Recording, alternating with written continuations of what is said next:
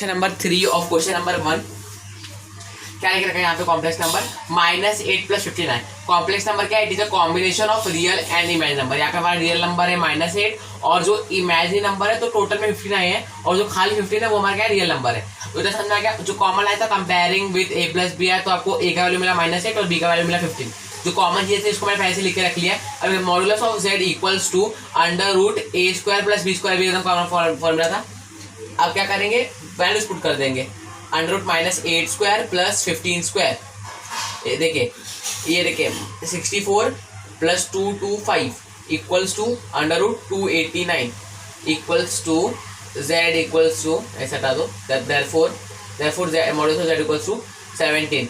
अगर आप 289 का रूट निकालोगे तो आपको 17 आएगा। इस बात को आप लोग ध्यान में रख सकते हो। अब क्या निकालेंगे? एम्पलीट्यूड ऑफ -8 + 59 ऐसा निकालेंगे। तो अब देखिए दोस्तों क्या करना है। tan theta equals to b/a। यहाँ पे क्या जाएगा? 15/-8। तो कभी भी अगर डिनोमिनेटर अगर नीचे है तो उसको ऊपर डाल सकते हो, तो इक्वल्स टू -15/8 ऐसा आप कर सकते हो। एक कंडीशन है, ऐसा आप कर सकते हो। tan थीटा तो ये आ गया।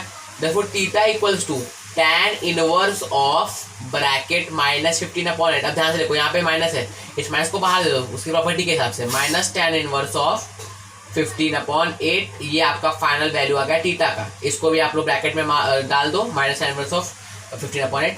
तो यहाँ पे आपका एम्पलीट्यूड भी निकल के आ गया, यहाँ पे आपका z भी निकल गया। और इसी का मतलब क्या है?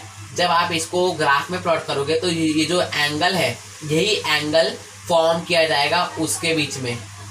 ये जो लाइन है जो a, b को जोड़ती है और यहाँ पे x एक्सिस है। समझ में आया? सो आई होप आपको ये वाला चीज समझ में आएगा। अब करते हैं हमारे 4th क्वेश्चन की तरफ। चलिए दोस्तों।